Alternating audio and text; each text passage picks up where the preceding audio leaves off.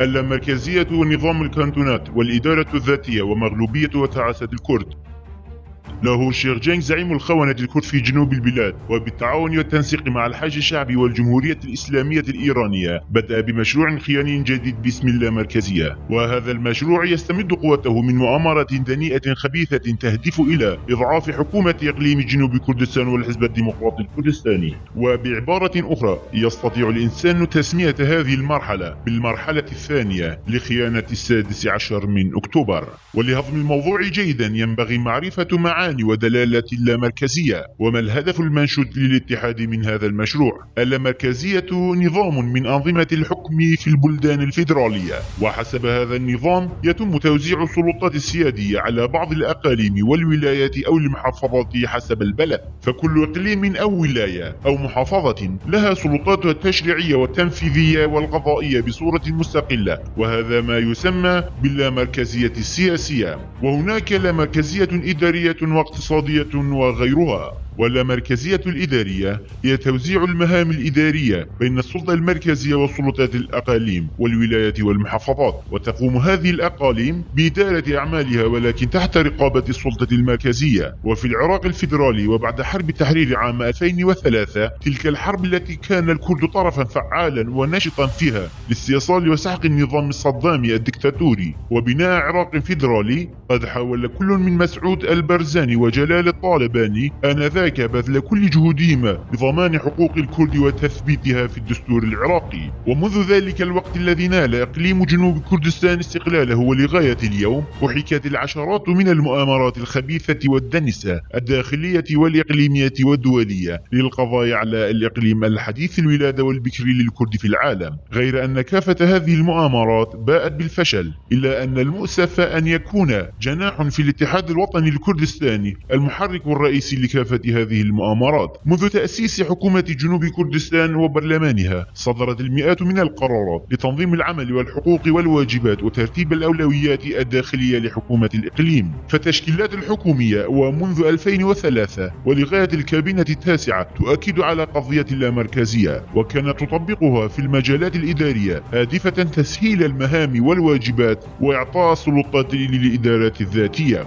وبدا نتاج هذا واضحا على كل من جنوب كردستان والعراق الاتحادية، وبات باستطاعة كل شخص رؤية الفروقات البارزة والواضحة للعيان. فمنذ 2003 ولغاية اليوم تتقوى القاعدة الشعبية ودولية لحكومة جنوب كردستان بشكل مغاير تماما للحكومة العراقية الفيدرالية المرادفة لكلمة الدمار والخراب. فقد شهدت العراق من الدمار ما جعلها تندرج في قائمة أسوأ الدول من حيث التلوث وسوء التعليم وأشد الأماكن خطورة وتهديدا للحياة على المستوى العالمي. بعد مرض جلال الطالباني وبقائه طريح الفراش، ساد الاتحاد مجموعة من ساقمي وعديم الفهم، وأصبحت كرامة كردستان ومصالح شعبها وأهلها وأرض الوطن لا قيمة لها ولا قدسية لها عند هؤلاء المرضى. فضاع دماء الآلاف من الشهداء والمؤنفلين هباء، كما طويت صفحات الإبادات الجماعية والإذابة والصهر التي مورست ضد هذه الأمة وذهبت أدراج الرياح. فمارست هذه الجماعة سياسة جديدة لم تخدم إلا أعداء هذه الأمة ومحتليها، ولم تجلب غير الدمار والخراب لكردستان. فعندما تريد هذه الجماعة القيام بما تبرع فيه من الخيانة والعداء لهذه الأمة، تقوم بإعادة سيناريو خيانة 16 من أكتوبر، والتي أخلصوا فيها ولاءهم للدول المحتلة العراق إيران وتركيا وأظهروها علنا،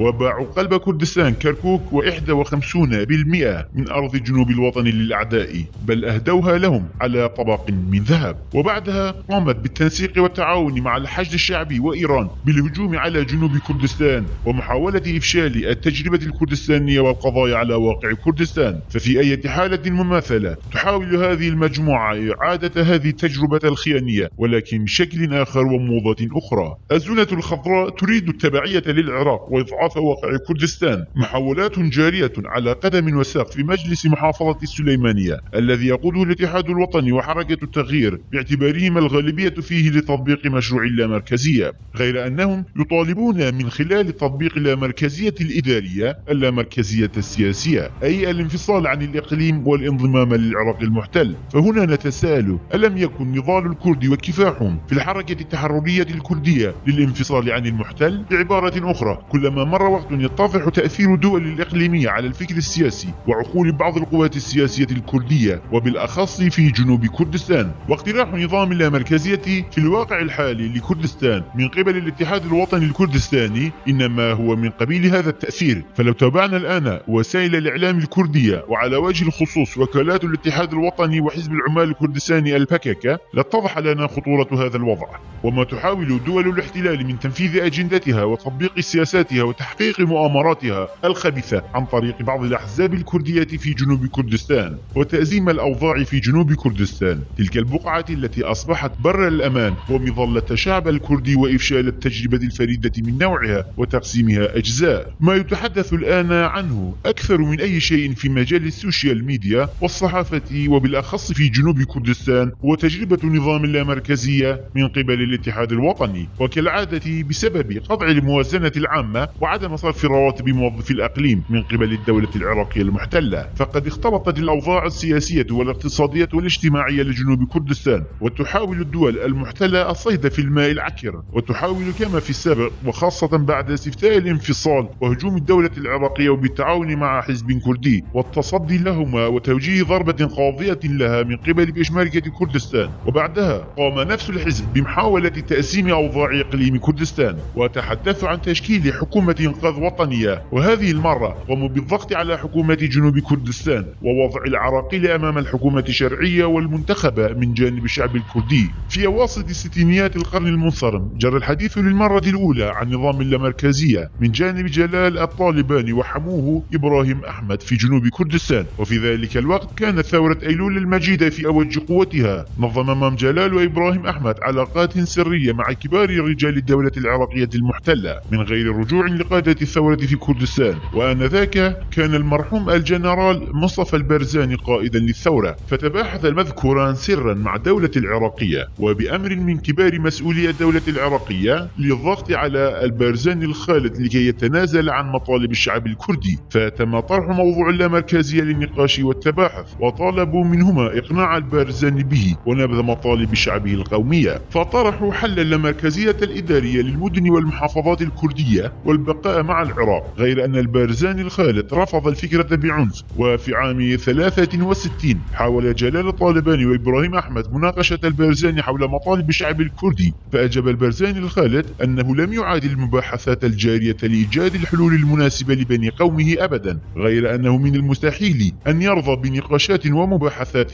للتنازل عن مطالب شعبه والإرضاء ببعض الحقوق البسيطة وتجزئة كردستان بهذه الطريقة، فهذا شيء ليس واردا على الإطلاق. فما تتحدثون عنه من نظام لا مركزية سيتسبب مرة أخرى بتقسيم الكردي، وهذا ليس بدواء للجرح الكردي كما أنه ليس بحل للقضية الكردية. لهذا لا نجري أي مباحثات على مثل هذه الأسس ونرفضها جملة وتفصيلا. وبعد مضي 3 سنوات ونتيجة رفض البرزاني لهذا الاقتراح حدث ما حدث من خيانة 66 المعروفة والشهيرة، والتساؤل الذي يطرح نفسه هنا هو: لو تم رفض هذا الاقتراح الآن فما المتوقع أن يحصل من كوارث ودمار للكرد؟ الحق أن النظام اللامركزية يبدو جيدا بالنسبة لأنظمة الإدارة الذاتية والكانتونات، ولكن ليس لإقليم مثل إقليم جنوب كردستان، فهذا النظام يصلح لبلد مستقل وبإمكان كافة مدنه ومحافظاته إدارة أنفسها بذاتها، غير أنه بالنسبة لإقليم مثل إقليم كردستان يعاني مخاوف جدية من تدمير واقعه، وقد تربص به الأعداء ووضع في سبيله من المشاكل والعراقيل الكثير في محاولة لتدميره وإفشاله، فليس جيدا له، بل الأولى أن نقول بأنه بالغ الخطورة له. لو تحدثنا عن هذا الموضوع بوضوح فإن مشروع اللامركزية الخياني هذا هو مشروع لزعيم مجموعة عديمي الفهم في الاتحاد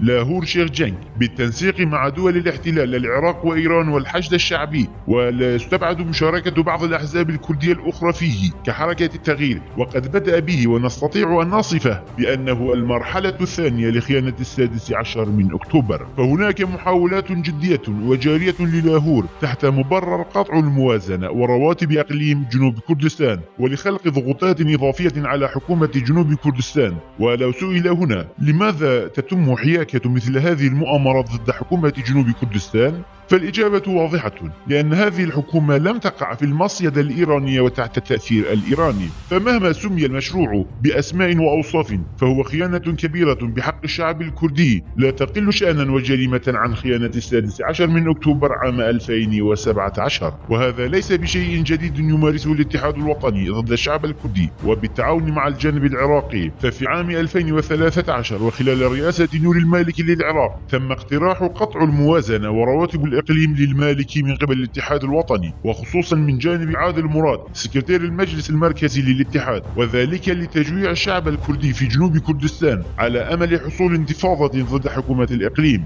غير أن حكومة الإقليم والبارتي أدركا حجم هذه المؤامرة سريعا وأجهضاها في بكرة أبيها. وأخيرا نقول بأن اللامركزية التي طالب بها الاتحاد الوطني الكردستاني لها دلالة واحدة تتمثل في إضعاف واقع حكومة جنوب كردستان أمام العراق.